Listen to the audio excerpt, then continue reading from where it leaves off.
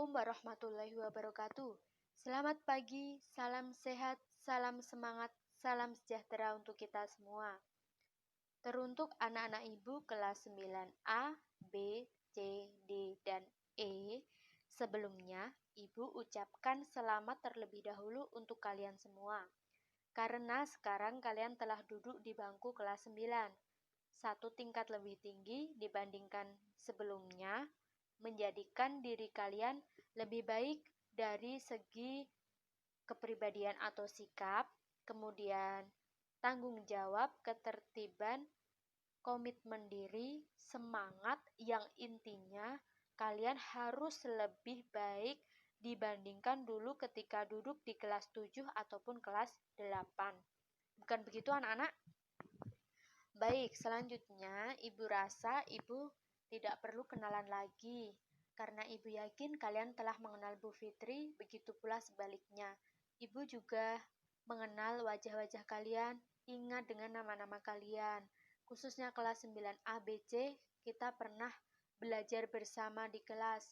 Sedangkan kelas 9D dan E, meskipun kita belum pernah pembelajaran di kelas, dalam proses pembelajaran ya maksudnya, tapi setidaknya kita pernah bertemu dalam kelas les. Setidaknya kita saling mengenal. Baik, langsung saja pada pertemuan pertama kali ini, Ibu akan menjelaskan pengantar berkaitan dengan pembelajaran Bahasa Indonesia kelas 9.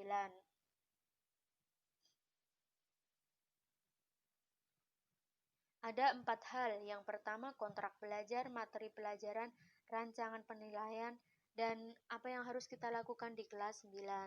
Kita masuk ke poin pertama, kontrak belajar. Kalian yang pernah belajar dengan Bu Fitri pasti hafal betul apa saja kontrak belajar yang harus kalian patuhi. Yang pertama, buku tulis bahasa Indonesia harus 2. Buku catatan untuk mencatat teori atau materi yang telah kita pelajari, sedangkan buku tugas atau latihan digunakan untuk menulis latihan-latihan atau penugasan. Selanjutnya, buku harus disampul rapi menggunakan kalender bekas. Kenapa harus disampul, Bu? Sedangkan kita belajarnya online atau di rumah. Iya, karena ibu ingin membiasakan kalian rapi dalam segala hal. Dimulai dari rapi dalam pemanfaatan buku atau penggunaan buku. Kalau bukunya rapi, disampul rapi, tulisannya rapi, bersih, maka akan membuat kalian nyaman dalam belajar. Nah, kerapian ini tidak hanya diterapkan di buku, ibu harapkan kalian juga rapi dalam berpakaian, rapi dalam hal rambut, dan sebagainya. Karena ini ibu minta kalian sampul menggunakan kalender bekas atau kalender yang dibalik sehingga warnanya putih, maka kalian tidak perlu untuk pergi keluar. Kalian gunakan saja kalender yang ada di rumah kalian. Pokoknya tetap di rumah saja. Yang ketiga, penilaian tiap KD. Yang keempat, ulangan harian tiap bab. Kita lanjutkan. 2 hal penting. KKM Bahasa Indonesia kelas 9 adalah 74. Jumlah materi semester Gasal 4 bab dengan 8 pasang KD. Kita lanjutkan. Materi pelajaran yang ada di kelas 9 ibu bagi menjadi 2. 4 materi pokok di semester 1 dan 3 di semester 2. Semester 1 diantaranya teks laporan percobaan, teks pidato persuasif, teks cerita pendek, teks tanggapan. Meskipun hanya 4, meskipun ibu bagi menjadi semester 1 dan 2, pada faktanya biasanya kelas 9 itu semester 1 harus selesai semua teori. Karena di semester 2 kalian harus fokus pada ujian praktik dan ujian-ujian yang akan diselenggarakan lebih lanjut. Meskipun kalian tidak ada ujian nasional, tapi perlu diingat, pasti ada ujian pengganti. Kalian harus siap, kita harus siap. Untuk itu kita harus berupaya semua materi ini harus selesai di semester 1. Begitu ya. Kita lanjutkan. Rancangan penilaian. Penilaian dilakukan tiap KD dengan KD pengetahuan, tes tertulis, dan lisan ya seharusnya.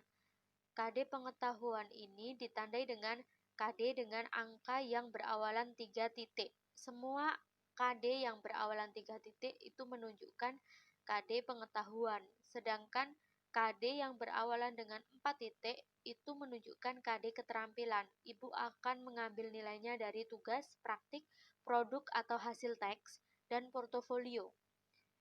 Nah, untuk selanjutnya penilaian sikap terdiri dari sikap sosial dan spiritual. Ya biasa, seperti biasanya ibu akan menilai tentang itu. Maaf, kita lanjutkan. Kemudian poin yang ke-D, ini poin hampir terakhir ya. Apa saja yang perlu kita lakukan ketika sudah duduk di bangku kelas 9? Kalian harus menumbuhkan 3 hal. Komitmen, konsisten, dan kontinu. Komitmen ini adalah perjanjian atau tanggung jawab untuk diri kalian sendiri. Misalnya, kalian memiliki janji dalam hati setelah atau besok di kelas 9, aku ingin lebih baik, belajar lebih baik agar dapat lulus dengan nilai yang terbaik pula. Nah, itu adalah janji. Ketika kalian sudah janji begitu, kalian harus tanggung jawab. Kemudian konsisten. Janji kalian harus konsisten atau tidak berubah-ubah. Dalam bahasa kerennya, konsisten itu adalah moody. Kalian tidak boleh moody dalam belajar. Kemudian continue. Kalian harus berkelanjutan dalam belajar. Tidak boleh selesai atau berhenti di satu materi, tapi harus tetap berlanjut. Pokoknya di kelas 9 itu waktunya sangat singkat, sehingga kalian harus memanfaatkan dengan baik. Belajarlah semaksimal mungkin. Siapa yang bersungguh-sungguh pasti akan berhasil. Kalau kalian lulus dengan nilai yang terbaik, nanti kalian akan juga mudah dalam mencari sekolah. Oleh karena itu, mari mumpung kita masih di permulaan kelas 9, masih ada waktu sekitaran 8 bulan, 7-8 bulan efektif untuk memanfaatkan waktu itu, untuk memaksimalkan diri. Jangan menjadi siswa yang lulus dengan cuma-cuma. Jangan lulus-lulusan, tetapi besok luluslah dengan kemampuan, dengan usaha yang maksimal, sehingga kalian bisa lulus dengan perasaan puas atau lega. Diingat-ingat ya, nak. Selanjutnya, untuk mendukung proses pembelajaran bahasa Indonesia, Ibu harapkan kalian dapat mendownload aplikasi KBBI atau Kamus Besar Bahasa Indonesia.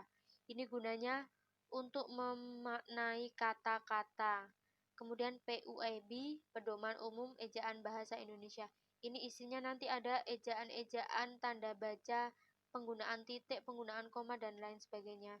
Kedua aplikasi ini sangat diperlukan ketika kita belajar. Untuk itu, Ibu harapkan kalian bersiap diri mendownload aplikasi tersebut. Jika sewaktu-waktu Ibu meminta kalian membuka salah satunya, kalian siap. Atau kalian juga ketika ada kata yang tidak kalian pahami, kalian bisa cari di KBBI. Jadi mulai sekarang isilah HP kalian dengan hal-hal yang bermanfaat seperti yang sudah Ibu anjurkan ini ya. Baik. Nah, sampai di slide terakhir. Terima kasih anak-anak atas perhatian kalian semuanya. Semoga jelas, semoga tersampaikan. Jika ada hal yang penting, poin penting, dapat kalian tulis di buku catatan, terutama KKM, penilaian, materi, kalian harus tulis di buku catatan biar semakin paham dan kalian ingat. Begitu anak-anak, sekian penjelasan dari Bu Fitri. Mudah-mudahan bermanfaat dan kalian paham. Sekian, wassalamualaikum warahmatullahi wabarakatuh.